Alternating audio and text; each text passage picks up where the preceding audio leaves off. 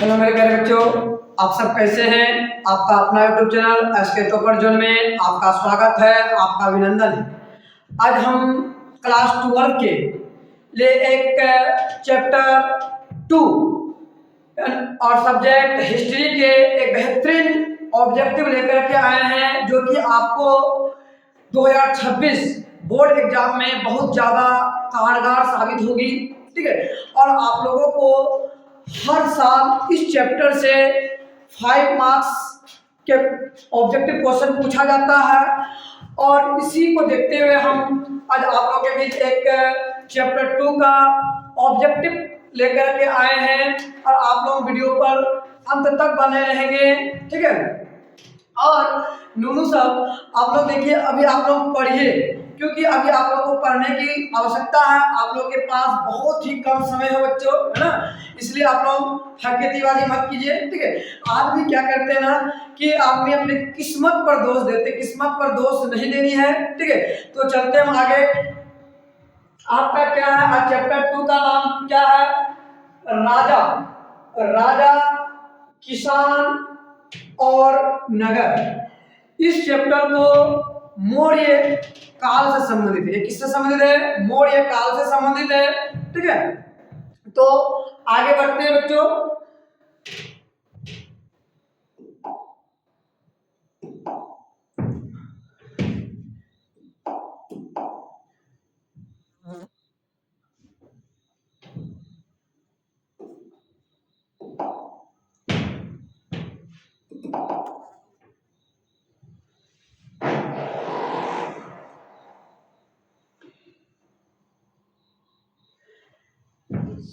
कहता है ना कि जो किस्मत पर दोष देता है, तो उनके लिए एक मेरा मोटिवेशन थॉट है।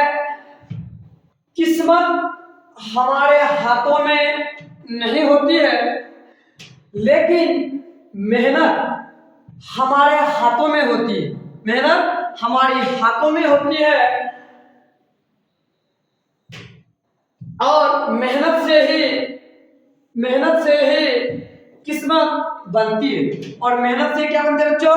किस्मत बनते हैं। इसीलिए किस्मत को दोष ना देकर आप मेहनत कीजिए। मेहनत रंग लाती है, इसलिए किस्मत को दोष देना बेकार है। अगर जो किस्मत को दोष देंगे वह हमेशा दोष देते ही रहेंगे, जीवन में कुछ नहीं कर पाएंगे। ठीक है, तो इसी को देखते हुए आगे बढ़ते हैं बच्चों।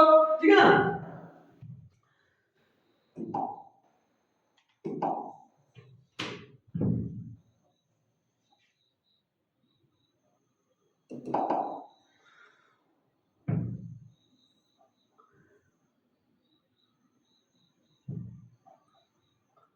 अब क्वेश्चन क्या है, देखिए। इंडिका किसकी रचना है? थोड़ा कलर चेंज कर लेते हैं बच्चों। इंडिका किसकी रचना है ना, तो इंडिका किसकी रचना है? तो आप लोग बताइए किसकी रचना है? यह है आपका मेगास्थनीज।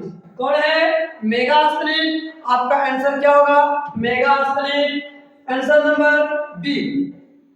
मेगास्थनीज जो है ना, इंडिका नामक एक पुस्तक लिखा है, जो कि मेगास्थनीज चंद्रगुप्त मौर्य, किसके मौर्य? चंद्रगुप्त मौर्य के दरबार में आए थे ना।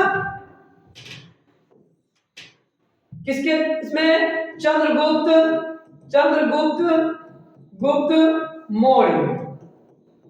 मौर्य के दरबार में ना। किसके दरबार में आए थे? चंद्रगुप्त मौर्य के दरबार में आए थे। और चंद्रगुप्त मौर्य जो है ये के बहुत अच्छे क्या थे? राजा थे।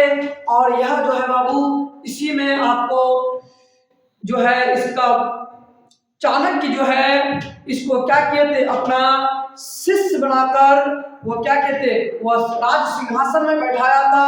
ठीक है, तो चलते हैं आगे बढ़ते हैं। फिर आप लोग देखिए, देखते चलिए। किस गुप्त शासक को लिच्छवी दोहत्री कहा जाता है ना? तो आपका आंसर जो होगा बच्चों, आपका आंसर 2 होगा, यानी कि 2 का ये होगा चंद्रगुप्त। कौन है? चंद्रगुप्त। चंद्रगुप्त को क्या कहते हैं? लिच्छवी दोहत्री कहते हैं। क्या कहते हैं? लिच्छवी दोहत्री कहते हैं। ठीक है, आगे बढ़ते हैं। Question number 3। क्वेश्चन नंबर 3 क्या है आपका स्क्रीन पे? निम्न में से महिला संत थी। महिला संत कौन थी बाबू? मीरा भी महिला संत थी, अंडाल भी महिला संत थी, कराईकल भी महिला संत थी, और ऑप्शन नंबर डी इनमें से सभी। मतलब आपका आंसर क्या होगा बच्चों? आपका आंसर डी होगा। आपका आंसर क्या होगा? डी होगा, है ना। यानी कि महिला संत जो थी वह सभी थी। अंडाल भी था, आपका मीरा भी थी, और कराईकल भी था, है ना। तो ठीक है, नोट करते चलिएगा। आगे बढ़ते हैं फिर क्वेश्चन नंबर 4 पर। क्वेश्चन नंबर 4 क्या है बच्चों? धर्म की शुरुआत किसने की थी? धर्म की शुरुआत किसने की थी? मतलब कहा जाए कि धर्म का शुरुआत कौन किया था ना, तो धर्म का शुरुआत जो है बच्चों अशोक ने किया था। कौन किया था? अशोक ने किया था। Answer number C. और अशोक जो थे ये जो है बौद्ध धर्म के मानने वाले थे। कौन सी धर्म को मानने वाले थे? बौद्ध धर्म का मानने वाले थे। और जो यह जो है अशोक जो है बौद्ध धर्म का बहुत ज्यादा प्रचार प्रसार किया था ना। ये जब कलिंग महाराज की हत्या के बाद वह क्या किए थे? वो अपना कसम खा लिए थे कि मुझे अब युद्ध नहीं करना है। वह अपना क्या कर लिया? जो कि है वह एक बौद्ध धर्म को अपनाने लगा, और वह बौद्ध धर्म को फिर प्रचार प्रसार में जुट गया। ठीक है ना। आप लोग देखते चलिए। Answer number 5। Answer number 5। Samudragupta की तुलना किस यूरोपीय शासक से की जाती है?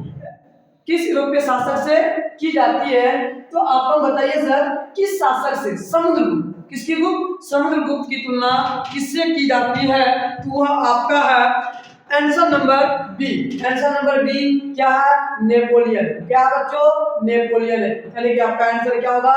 बी आंसर होगा। ठीक है, आगे बढ़े। चलिए आगे बढ़ते बच्चों, आराम आराम से पढ़ेंगे, ज्यादा हड़बड़ाना नहीं है हम लोगों को। क्योंकि अभी भी अगर आपके पास कम से कम 1.5-2 महीना है, अगर आप अभी से प्रत्येक दिन 12 से 13 घंटा अगर सेल्फ स्टडी करेंगे तो आप जो है ऊंचे शिखर प्राप्त कर लेंगे बच्चों। क्यों? क्योंकि आप जो जानते हैं आप अभी के टाइम में आप जितना पढ़ेंगे, इसलिए कहावत है ना कि अंत भला तो सब भला। इसलिए आप अंत में अच्छे से पढ़िए तो आपकी सभी भलाई होगी। आप पहले क्या किए नहीं किए इससे कोई मतलब नहीं, लेकिन अभी आप पढ़िए। आपको अभी सिर्फ ओनली काम है पढ़ना। ठीक है ना बच्चों सब, आगे बढ़े। क्वेश्चन नंबर है 6। मौर्य वंश का संस्थापक कौन था? बहुत साधारण क्वेश्चन, बहुत साधारण क्वेश्चन, लेकिन यह क्वेश्चन हर साल पूछता है। इसको आप ट्रिपल स्टार मार दीजिए। क्या मार दीजिए? ट्रिपल स्टार मार दीजिए। मौर्य वंश का संस्थापक जो है आपका चंद्रगुप्त मौर्य थे। कौन थे? चंद्रगुप्त मौर्य जो है यही क्या थे? मौर्य वंश का संस्थापक थे। और यह धनानंद को उखाड़ कर सिंहासन से क्या किया था बच्चों? फेंक दिया था। और वह जो है उसको सिंहासन से फेंकने के बाद वह क्या किया था? उसको अपना मौर्य वंश की स्थापना किया था। यही मौर्य वंश चंद्रगुप्त मौर्य वंश जो है ये इसके पापा पिपलीवन के राजा थे। कहाँ के राजा थे? पिपलीवन के राजा थे। इनके पापा जो थे धनानंद जो है क्या किया था? इसको हत्या कर दिया था।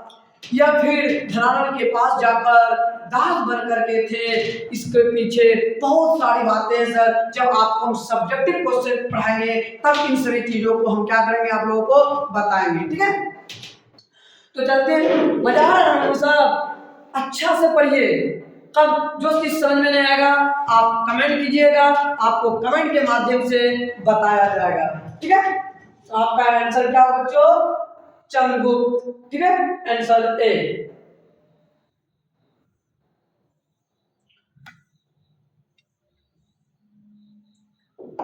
क्वेश्चन नंबर 7, चंद्रगुप्त की मृत्यु कहाँ हुई थी ना? चंद्रगुप्त की मृत्यु कहाँ हुई थी? तो आपका आंसर क्या होगा बच्चों?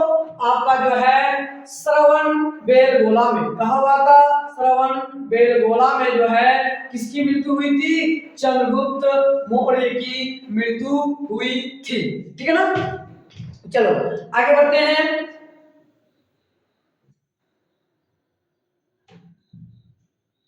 क्वेश्चन है क्वेश्चन नंबर 8, चंद्रगुप्त मौर्य किस धर्म को मानने वाला था? चंद्रगुप्त जो थे बाबू वह जैन धर्म को मानते थे। कौन से धर्म को मानते थे? वह जैन धर्म को मानते थे। आंसर नंबर आपका बी होगा, ठीक है। वो कौन से धर्म को मानते थे? जैन धर्म को मानते थे, ठीक है। चलिए आगे बढ़ते हैं फिर। क्वेश्चन नंबर 9 है, मौर्य वंश, कौन वंश? मौर्य वंश का अंतिम राजा कौन थी? मौर्य वंश का अंतिम राजा कौन था बच्चों? आप देखिए, नंबर ए में अशोक, नंबर बी में कुणाल, नंबर सी में संप्रीति, नंबर डी में क्या था बच्चों? बृहद। तो आपका आंसर जो होगा ना वो आपका आंसर होगा बच्चों, आपका आंसर डी। आपका आंसर क्या होगा? डी होगा, ठीक है। बृहद था। कौन था? चंद्रगुप्त मौर्य वंश का जो है अंतिम शासक वो कौन थे? बृहद थे। कौन थे? बृहद थे, ठीक है। क्वेश्चन नंबर 10, क्वेश्चन नंबर 10 चलते बच्चों। मौर्य प्रशासन में संहारता कौन था? समझिए, प्रशासन का मतलब क्या होता है? जैसे कि आज के टाइम में प्रशासन एसपी, डीएसपी, दारोगा, बिहार पुलिस, यूपी पुलिस, इन सभी को हम लोग क्या कहते हैं? प्रशासन कहते हैं। उसी तरह से पहले क्या थे ना, वो मौर्य काल में भी प्रशासन की व्यवस्था थी। किसकी व्यवस्था थी? प्रशासन। जब अगर प्रशासन ही नहीं रहेगा तो राज व्यवस्था को कौन संभालेगा? राज व्यवस्था को देखने के लिए सर एक अंग होती है, वह कौन होती है? प्रशासन होती है। कौन होती है? प्रशासन होती है, ठीक है मेरे चला। तो आपका ऑप्शन नंबर क्या है? ऑप्शन ए में केंद्रीय मंत्री, कौन थी? केंद्र मंत्री। नंबर बी में राजकीय कर संग्रह अधिकारी, नंबर सी में मुख्य न्यायाधीश, नंबर डी में अंतपुर का रक्षक। तो बताइए आपका आंसर जो होगा बच्चों, आपका आंसर बी होगा। आपका आंसर क्या होगा बच्चों? बी होगा, राजकीय कर संग्रह अधिकारी, ठीक है ना।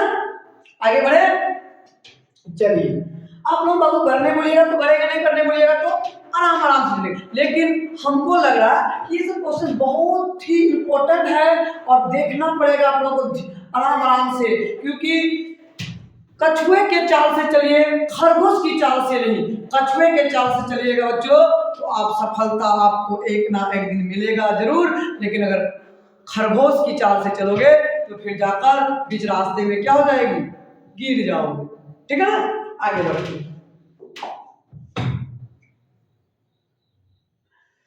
क्वेश्चन नंबर 11 बच्चों, अशोक का व्यक्तिगत धर्म क्या था? चलिए, अशोक का व्यक्तिगत धर्म क्या था समझ में आया। चंद्रगुप्त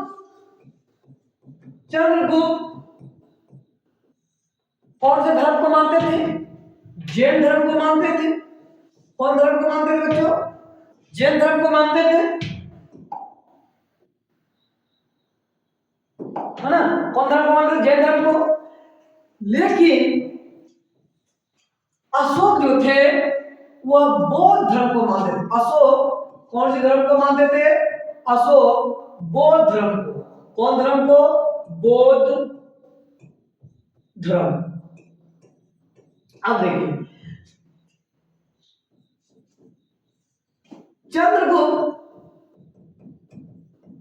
चंद्रगुप्त का अशोक कौन लगते थे? चंद्रगुप्त का अशोक जो थे ना वो पोता लगते थे। कौन लगते थे? पोता। अशोक क्या लगते थे सर? अशोक चंद्रगुप्त का क्या लगते थे? पोता लगते थे। पोता। ठीक है, समझ गया ना? चंद्रगुप्त का अशोक कौन लगते थे? पोता लगते थे। यानी कि अशोक के दादाजी कौन थे? चंद्रगुप्त मौर्य थे। ठीक है, आगे बढ़ते हैं। क्वेश्चन नंबर 12, अशोक किस वंश का शासक था? क्वेश्चन है बच्चों, अशोक किस वंश का शासक था ना? किस वंश का शासक था? तो आप लोग बताइए। अशोक ऑप्शन ए में नंद वंश, ऑप्शन बी में मौर्य वंश, ऑप्शन सी में गुप्त वंश, ऑप्शन डी में चोल वंश। तो अब चलते हैं, इसको ना हम आराम आराम से करेक्शन करते हैं कि क्या होना चाहिए ना बाय ऑप्शन के अकॉर्डिंग। नंद वंश नहीं होगा बच्चों, गुप्त वंश नहीं होगा बच्चों, चोल वंश नहीं होगा बच्चों। तो होगा क्या? आपका बचा क्या है बताइए? आप लोग कमेंट कीजिए ना भगवा साहब। आपका आंसर बी होगा बच्चों। ऑप्शन क्या होगा आपका? बी, यानी कि मौर्य वंश। ठीक है ना? आगे बढ़े, आराम से नोट करते हुए चलिए। जिन बच्चों को पीडीएफ की आवश्यकता हो वह मेरा चैनल में जाइएगा, आप वहां से जाकर पीडीएफ को डाउनलोड कर दीजिएगा और अपना निकाल लीजिएगा बच्चों, ताकि आपको हर एक वीडियो का हर एक चैप्टर बाय चैप्टर आपको क्या मिलेगा? पीडीएफ मिलेगा। ठीक है, चलते हैं आगे बच्चों।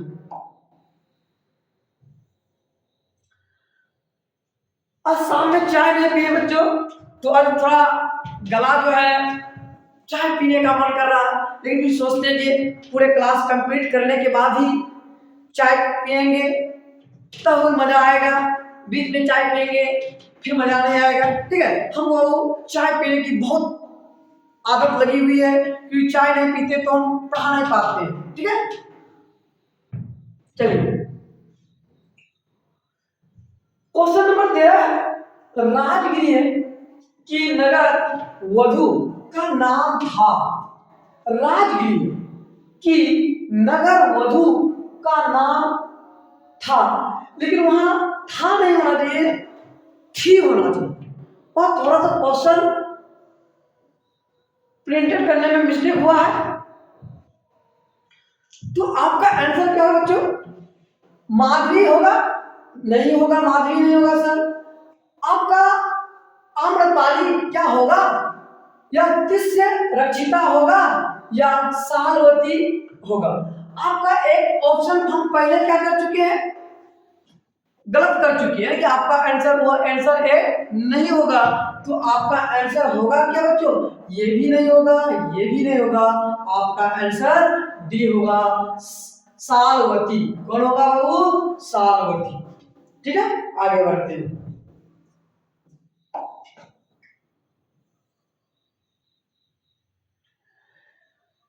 क्वेश्चन नंबर 14, आर्यभट्ट कहां का निवासी था? बहुत इंपॉर्टेंट क्वेश्चन है बच्चों।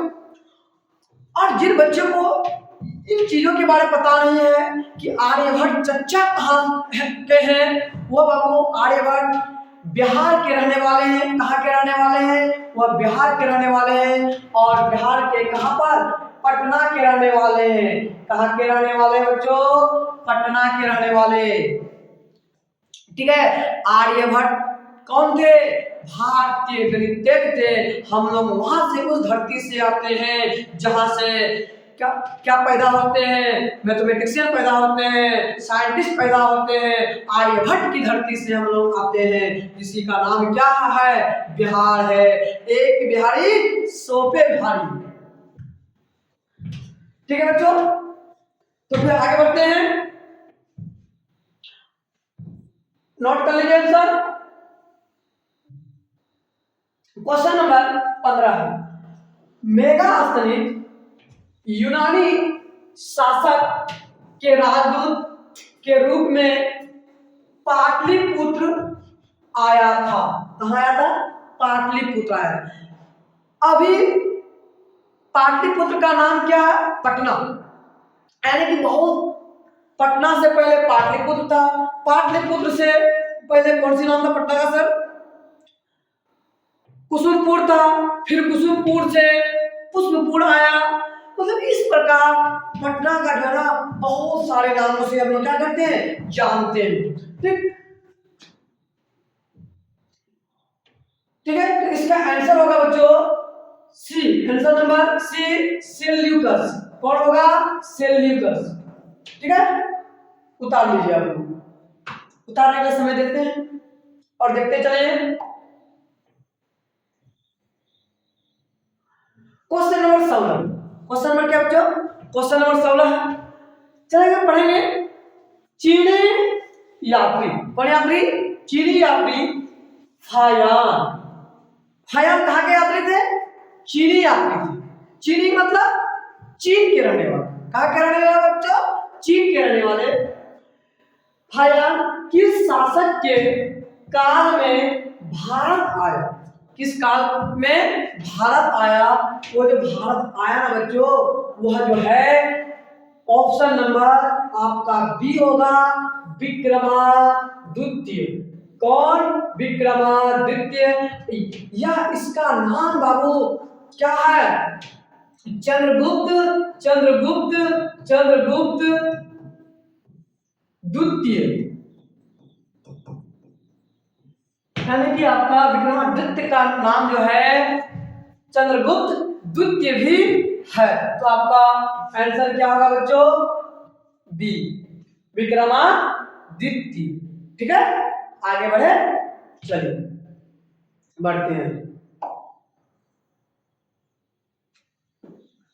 क्वेश्चन नंबर 17, मेगास्थनीज किस भारतीय शासक के दरबार में आया था? मेगास्थनीज किस भारतीय शासक के दरबार में आया था? तो बच्चों देखो, क्या अशोक के दरबार में आया था? क्या बिंदुसार के दरबार में आया था? क्या चंद्रगुप्त मौर्य के दरबार में आया था? कि स्कंदगुप्त के दरबार में आया था? हालांकि अशोक भी आपका भारतीय शासक है, बिंदुसार भी आपका भारतीय शासक है, और आपका स्कंदगुप्त भी क्या है? भारतीय शासक ही है। लेकिन आया था किसके शासनकाल में? चंद्रगुप्त मौर्य। चंद्रगुप्त मौर्य। ठीक है बाबू, चंद्रगुप्त मौर्य का एक सीरियल भी है, बहुत ही अच्छा सीरियल है। इससे आपको अगर पूरे सीरियल देख लोगे, पूरे एपिसोड देख लोगे, तो आपको चंद्रगुप्त काल का जितने भी घटनाक्रम हुआ है आपको बगैर किताब पढ़े हुए आपको माइंड में याद रहेगा, समझ में आएगा। क्योंकि हमने इस चीज को, इसका पूरा एपिसोड को देखा। कब? जब लॉकडाउन में बाबू कोई भी काम नहीं करते थे, क्योंकि लॉकडाउन में सिर्फ खाना और रहना और सोना। तो करते क्या? सिर्फ ओनली फॉर, कभी पिक्चर देखते थे, तो कभी क्या देखते थे? कभी आपका सीरियल देखते थे। लेकिन जब हमने सीरियल को देखा तो प्रत्येक दिन 1 से 2 सीरियल को क्या करने लगे बाबू? देखने लगे। बहुत मजा आता था। अगर आशा करते हैं बाबू आप लोग भी अगर देखना चाहते तो कुछ अच्छे देखो मोबाइल से, मोबाइल का सदप्रयोग करो, दुरुपयोग मत करो मेरे लाल। ठीक है, चलते आगे बढ़ते हैं। Question number 18। क्वेश्चन नंबर क्या बच्चों? 18। किस अभिलेख में सती प्रथा का उल्लेख मिलता है। सती प्रथा समझते हो? सती प्रथा क्या था? जिस पति का जिस पत्नी का पति मर जाता हो, उस पति के साथ साथ उसे भी जिंदा जला दिया जाता था उसी चिता पर। जो है उसी को क्या कहते थे? सती प्रथा कहते थे। लेकिन सती प्रथा को जो है जड़ से उखाड़ कर फेंक दिया। ये बहुत दर्दनाक वाली प्रथा थी। ऐसी प्रथा की हम क्या करते हैं? घोर निंदा करते हैं बच्चों। ठीक है, चलो। प्रयाग अभिलेख, अरण्य अभिलेख, महारेली अभिलेख, मथुरा अभिलेख। कौन अभिलेख? मथुरा अभिलेख। आपका जो होगा अरण्य अभिलेख। आंसर क्या होगा? अरण्य अभिलेख। अरण्य का मतलब होता है बच्चों, अरण्य अभिलेख का मतलब होता है जंगल। अरण्य का मतलब क्या होता है? जंगल। ये जो है जंगलों में, कहां पर? जंगलों में अभिलेख मिलते थे। आप लोग जानते हैं अभिलेख जो है हम इससे पहले वाले चैप्टर में पढ़ा चुके हैं, जो कि हड़प्पा सभ्यता वाले चैप्टर में पढ़ा चुके हैं। जाके देख लीजिएगा आप लोग, जो बच्चों अब तक मेरा चैप्टर 1 का वीडियो नहीं देखे हैं। चैप्टर 1 में 2 वीडियो में ऑल ऑब्जेक्टिव क्वेश्चन बताए हुए हैं और आप लोग जाके देखिएगा। ठीक है, और जो बच्चा अब तक मेरे चैनल पर नहीं जुड़े हैं वह जल्दी जल्दी जुड़ जाइए और चैनल को सब्सक्राइब कर दीजिए, बेल आइकन बटन को दबा दीजिए ताकि आपका हर वीडियो पहुंच सके। ठीक है नूनू, आगे बढ़े। चलो, आंसर क्या होगा आपका? अरण्य अभिलेख। Question number 19। प्राचीन नालंदा विश्वविद्यालय के संस्थापक कौन थे ना?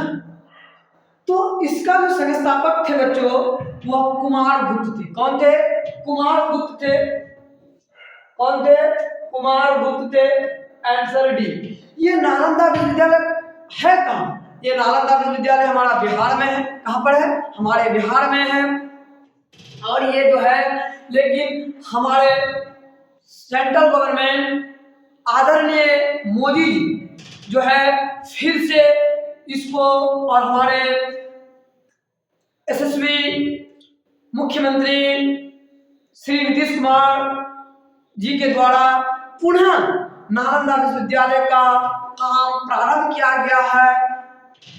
क्योंकि नालंदा विश्वविद्यालय सबसे पुरानी विश्वविद्यालय है। ठीक है, तो इसका विश्वविद्यालय के संस्थापक कौन थे? कुमारगुप्त थे। कौन थे बच्चों? कुमारगुप्त थे। ठीक है, आगे बढ़ते हैं।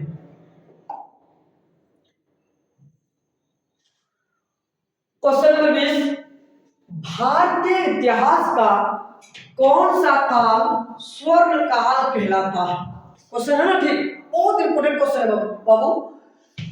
आपका क्या ऑप्शन ए में मौर्य काल होगा, क्या गुप्त काल होगा, क्या मुगल काल होगा, कि अंग्रेजी होगा? मतलब अंग्रेजी मतलब अंग्रेज। ठीक है, तो आपका जो आंसर होगा बच्चों वो आपका गुप्त काल होगा। क्या होगा बच्चों? गुप्त काल, यानी कि आंसर बी। क्या है बच्चों? आंसर बी, स्वर्ण काल। ठीक है, भारतीय इतिहास में स्वर्ण काल का किसको कहा जाता है? वह गुप्त काल को कहा जाता है मेरे बच्चों। ठीक है, आप लोग अच्छा से पढ़िए। आशा करते हैं कि आप लोगों का भी रिजल्ट बहुत अच्छा ही होगा। बाबू देखो, किस्मत को दोष कभी मत देना। किस्मत को जो दोष दोगे तो हमेशा पछताओगे, क्योंकि तुम मेहनत करो। मेहनत करने वाले कभी भी पीछे नहीं हटते हैं। मेहनत एक न एक दिन रंग लाती है और आप लोगों का भी रंग लाएगा। अगर जो बच्चे मेरे चैनल पर नए हैं तो वह जल्दी जल्दी सब्सक्राइब कर दीजिए और बेल आइकन बटन को दबा दीजिए। मेरा चैनल का नाम एसके टॉपर्स जोन के नाम से बच्चों। ठीक है, और अपने दोस्तों को भी शेयर कीजिए, अपने दोस्त को भी शेयर कीजिए, फिर कमेंट कीजिए। और आज का क्लास यहीं तक हम अंत करते हैं। जय हिंद, जय भारत, जय मेरे प्यारे बच्चों।